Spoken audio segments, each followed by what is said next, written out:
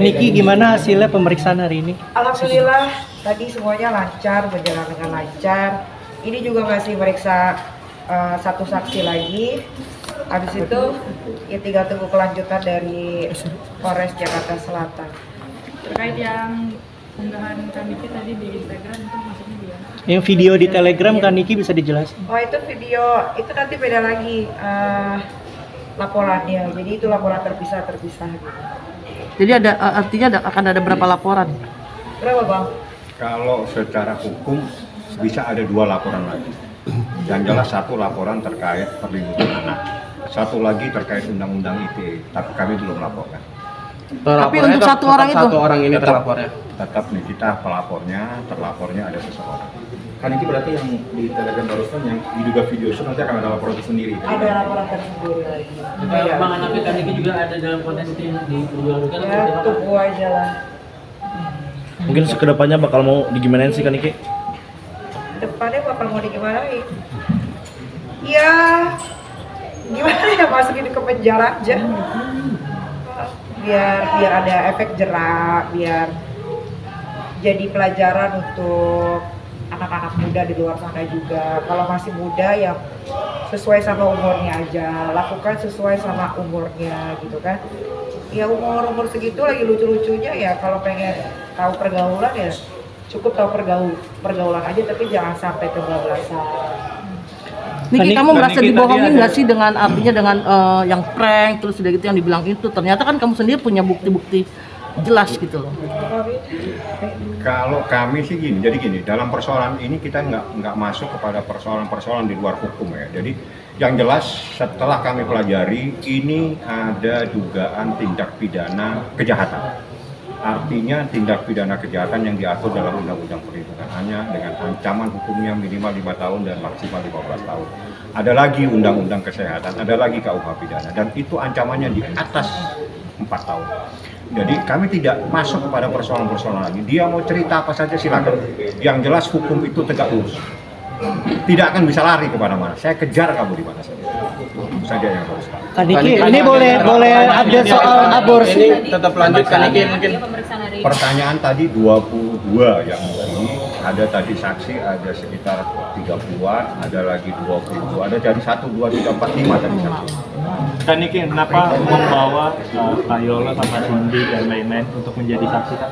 Kenapa membawa Cindy dan Yolo? Karena Cindy adalah teman online-nya itu anak ya. Jadi dia tahu betul bagaimana prosesnya, cara berkenalan, sampai akhirnya terjadi pinjam-pinjam uang, ada urusan hamil, aborsi, dan lain-lain.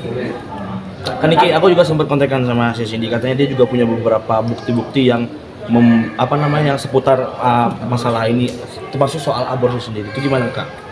Ya makanya kan dia jadi saksi. Kalau itu sudah disampaikan di dalam proses pemeriksaan dan dengan data-data yang ada. Jadi itu persoalan yang kami laporkan.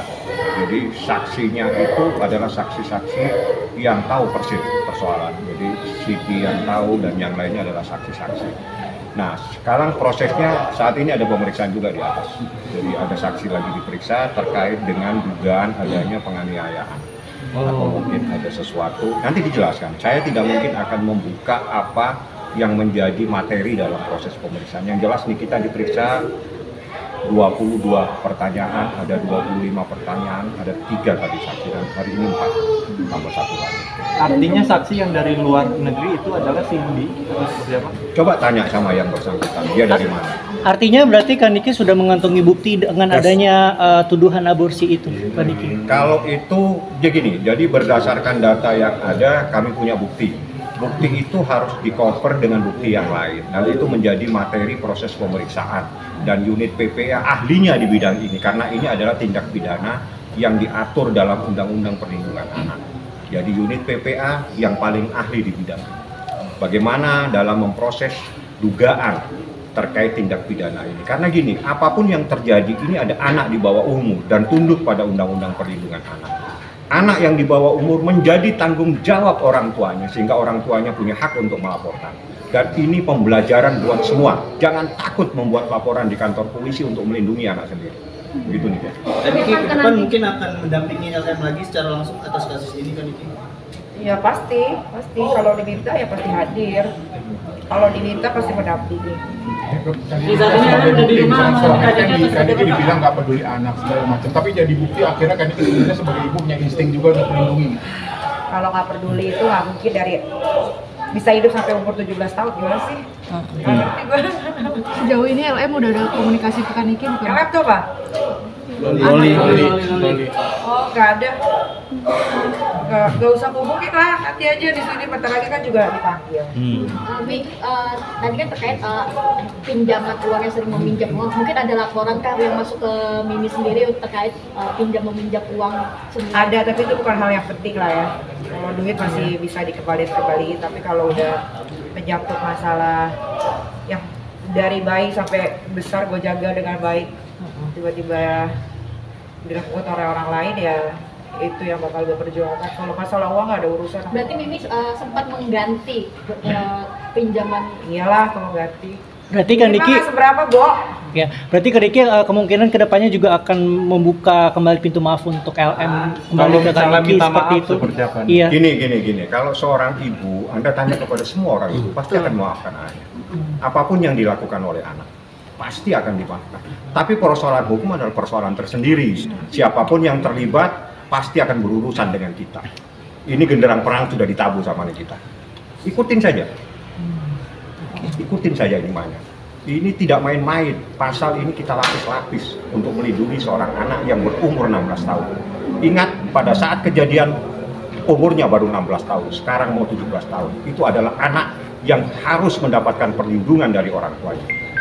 Jadi ini adalah tindakan seorang orang tua untuk melindungi anaknya. Ini bukan main-main. Tidak gampang Niki datang dari rumahnya membuat sebuah laporan. Kalau dia tidak sayang sama anaknya, dia tidak berdiri di situ. Itu yang harus dipahami.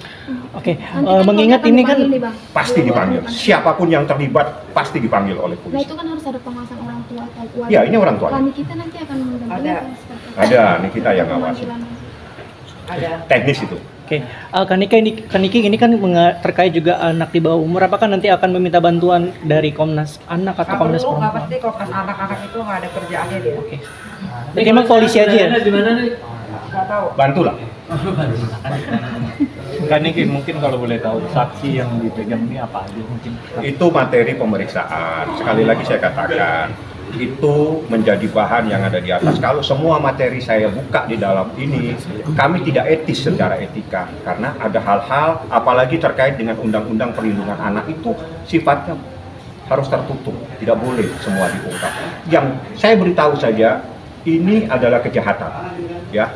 Dan ada ancaman minimal 5 tahun, maksimal 15 tahun. Kita juntukan dengan Undang-Undang Kesehatan, kita juntukan dengan pasal KUH pidana. Jadi seperti itulah pasal-pasalnya. Materinya tanya di atas. Kalau atas menjelaskan, itu hak mereka. Saya nggak punya hak.